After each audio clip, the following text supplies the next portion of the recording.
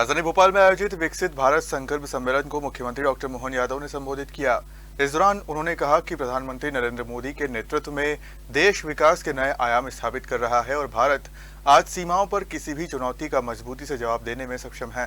यशस्वी प्रधानमंत्री श्रीमान नरेंद्र मोदी जी के 12 वर्ष पूरे होने के उपलक्ष्य में प्रबुद्ध जन गोष्ठी के इस अवसर पर आप सबके बीच हमारे जिला अध्यक्ष रविंद्र जति जी ने ये कार्यक्रम बनाया और केंद्र की योजना के हिसाब से हम सब अलग अलग पूरे देश में इस बात का एहसास कर रहे हैं और ये भी हमारे लिए सुखद सौभाग्य की बात है।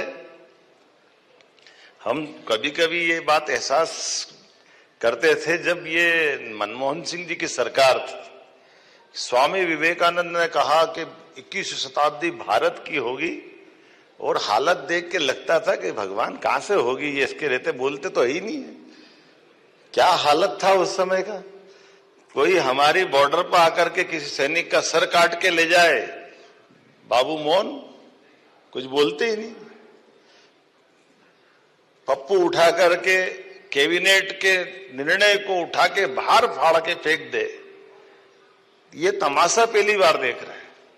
इतने बड़े लोकतांत्रिक देश के प्रधानमंत्री के निर्णय को लागू करने में यूपीए की चेयरपर्सन, लोकतंत्र में ये पहली बार नया एक कोई प्रकार का मैं शब्द बोलूंगा तो अटपटा लगेगा। कभी इतने बड़े देश के इतने ताकतवर लोकतंत्र के सर्वोच्च पद पे बैठे हुए चुने हुए प्रधानमंत्री अपने फैसले को लागू कराने के पहले यूपीए चेयरपर्सन से अनुमति ले, ये भी पहली बार देख रहा था कि उनकी अनुमति होगी तो लागू होगा, नहीं तो कैबिनेट में वो फैसला लागू नहीं होगा। कैसा मजाक बनता था।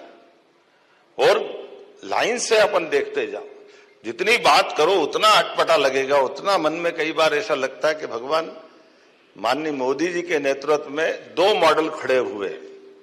ये हमारे लिए एक तरह से सही में एक 6 साल का हमारा भारत रत्न अटल बिहारी वाजपेयी जी का शासनकाल और 12 साल का हमारे मोदी जी का। तो हम तो कुंभ और अर्धकुंभ वाले हैं।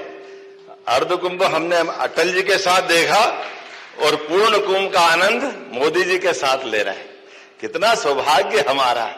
आज देश दुनिया के सामने अपनी एक एक चीज पे बात करेंगे तो एहसास होगा। आप माननीय धर्मेंद्र जी यहाँ मौजूद हैं। शिक्षा नीति 2020 लागू करके जो सांस्कृतिक पुनर्जागरण का एक बड़ा उदाहरण, सुप्रीम कोर्ट किसी भी लोकतंत्र का सबसे बड़ा सम्मान का हमारे 3 पिलर्स में से एक न्यायालय के लिए गए निर्णय के परिपालन में जो राज्य सरकार पुराना अतीत का काल देखो तो यहां न्यायालय को मजाक बना दिया गया था। कांग्रेस की 5 पीढ़ी में लगातार न्यायालय को किस किस प्रकार से देखा समझा गया, बोलने की जरूरत नहीं। अति तो तब हो गई जब इंदिरा गांधी के खिलाफ जब फैसला आता है उनके चुनाव का, तो वो चुनाव के फैसले के मानने के बजाय देश पे आपातकाल ठोक देते हैं। संविधान में 100 बार अलग अलग प्रकार से संशोधन कर देते हैं। चुनी हुई सरकारों को नष्ट भ्रष्ट करने का एक नया सिलसिला हम सब आश्चर्य से देखते हैं। भगवान राम के जन्म स्थान को लेकर कांग्रेस के नेता सुप्रीम कोर्ट में हलफनामा देते, कहां के राम, किसने देखे, कहां की अयोध्या, कौन कह रहा है। और राम नाम के मामले में तो कितने प्रकार से हम पे क्या क्या नहीं बोला गया था। और भगवान राम के मामले में जब हम बात करते थे तो कहते थे ये तो दंगा कराने वाले लोग। दंगा कराने वाले कौन लोग हैं? ये माननीय नरेंद्र मोदी जी की सरकार ने बता दिया। सुप्रीम कोर्ट ने फैसला हुआ, एक चींटी नहीं मरी और भगवान राम के धाम का आनंद दुनिया के सामने देखा। ये है चुनी हुई सरकार और सरकार की ताकत, सरकार के काम करने के तरीके। क्या हिंदू क्या मुसलमान। और हमें इस बात का आनंद तो और बढ़ जाता है, वो भगवान राम का मंदिर में जहां दोबारा मंदिर खड़ा हुआ, मध्य प्रदेश का खास रिश्ता है। विक्रमादित्य काल का 2000 साल पुराना मंदिर जो बाबर ने ध्वस्त किया था, वो 500 साल के उस संघर्ष के बाद दोबारा बना हमारी आंखों के सामने। यही तो स्वर्ण काल है, यही तो आनंद हम सबको है। और उसका परिणाम कैसा होता है जब देश का केंद्र नेतृत्व और केंद्र में नेतृत्व करने वाले की सरकार जैसी होती है तो हमारा आनंद और बढ़ जाता है। 500 साल का फैसला अयोध्या में हुआ और 750 साल बाद भोजशाला में आनंद आया, ये भी हमारे लिए उदाहरण बनता है, जिसके माध्यम से अब देश नए दौर में प्रवेश कर रहा है। देश न्यायालय के निर्णयों का सम्मान करना सीख रहा है। एहसास हो रहा है हमारे बीच में कि हाँ, शासन के लिए, शासन संचालन के लिए जो शक्तियां हैं, उन शक्तियों की दिशा सही है। 2014 के पहले जो माननीय मोदी जी ने कहा वो करके दिखाया कि इस देश के अंदर ये लाचारी नहीं चलेगी और इसका हिसाब चुकता करेंगे। मुझे इस बात की प्रसन्नता है, यशस्वी प्रधानमंत्री के नेतृत्व में भारत से पहले 2 देश ऐसे थे जो अपने देश के अंदर होने वाली घटना का हिसाब चुकता करने दुश्मन देश के घर में घुस करके ठिकाना लगाते थे।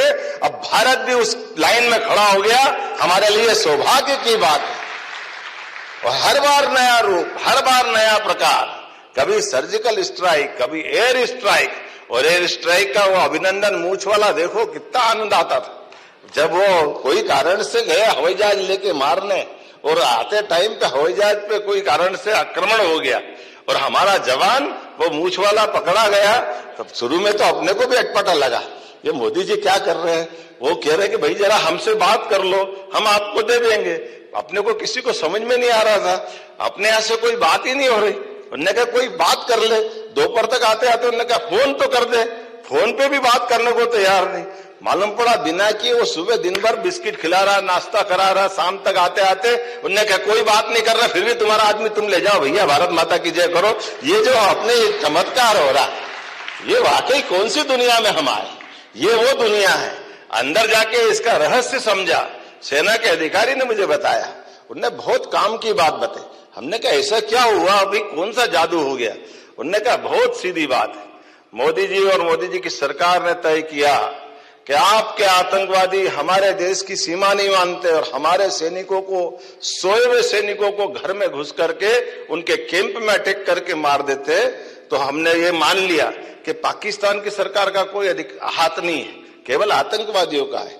तो जब आपके आतंकवादी हमारे घर में घुस करके अगर हमारे सोए सैनिक पे मारने जाते हैं तो वैसे हमारे लोग भी आपके घर में जाके आतंकवादी को मार रहे हैं। अब आप अगर हमारे सैनिक को पकड़ रहे हो तो याद रखना, एक को हाथ लगा तो 1000 मार के आएंगे। ये बदलते दौर का भारत है, ये ताकत है। इसलिए पाकिस्तान की सरकार से बात करने का सवाल नहीं, क्योंकि अब तो पाकिस्तान की सेना ने पकड़ा था, तो अब युद्ध सीधा हो जाएगा। अब आतंकवादी का मुद्दा नहीं रहेगा। ऐसे एक नहीं ढेरों चीज। अब तो अपन देखो 2 दिन पहले ही वो पाकिस्तान के पीओको में क्या हल्ला मच रहा है। भारत में लाइट जलती दिखती तो वो रात दिन हाय रे करते, ये कहां फंस गए हमारे यहाँ, या खाने के लाले पड़ रहे। और इधर कितना आनंद आ रहा है, लाइट से लेकर चिनाब के ऊपर दुनिया का सबसे बड़ा पुल बनाने का चमत्कार अगर किसी ने करके दिखाया तो यशस्वी प्रधानमंत्री के लिए जोरदार अभिनंदन करें। अब एक के बाद एक सारे रिकॉर्ड